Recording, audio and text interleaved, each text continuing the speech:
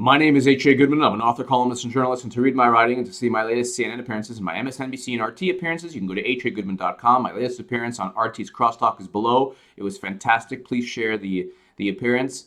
And my writing in Counterpropa, my new publication, is below as well. The links are below. Take a look at them. Please share them. Homeland Security suspends travel ban. So Donald Trump lost. President Trump lost to the federal judge, to Homeland Security.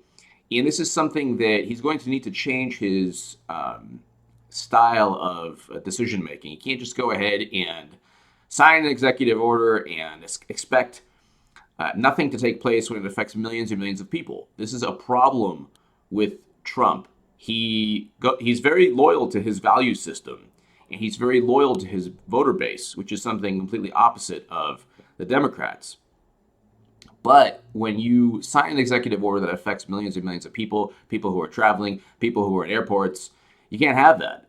I'll read you. President Trump's government moved swiftly to Saturday to comply with a federal judge's order halting his immigration ban, even as Trump denounced the judge.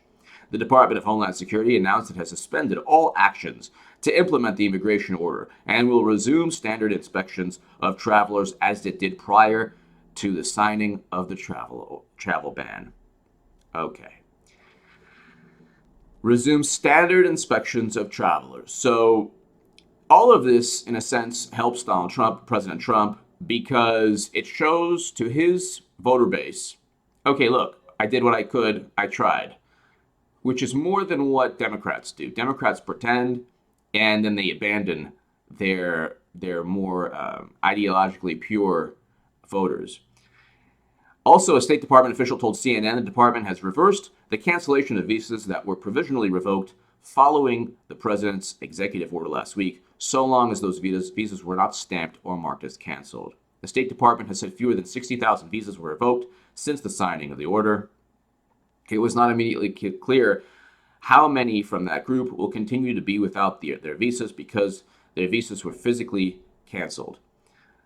Give me your thoughts below. I'm sure I'm going to have a lot of people who watch this channel who are not going to be happy with this, but I am happy with this. You can't just go ahead. That's why I disagree with Trump on policy. That's why I wanted Bernie Sanders and Jill Stein. You can't just go ahead and sign an executive order and expect all the different levels of government or people in airports, people traveling here, people working for years to get a visa, suddenly to cancel their visas. There's so many different. You have Department of Homeland Security. You have the airports. You have the embassies and consulates, or the embassies abroad that are issuing those visas. You have all the different levels, judges.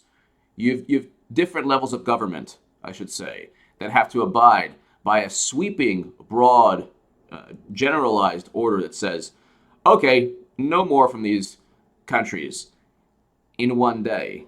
Ain't going to happen. That's why his executive order was struck down. Give me your thoughts below. This was actually it's a win for Trump in a way because it appeases his base. It's a loss for Trump because he tried to do something and he was struck down by the courts. And that's what I said from the beginning. Whether it was the Supreme Court or federal courts, I said that Trump isn't going to be able to do everything he wants because some of it might be deemed unconstitutional or not practical. Give me your thoughts below. Thank you so much for listening.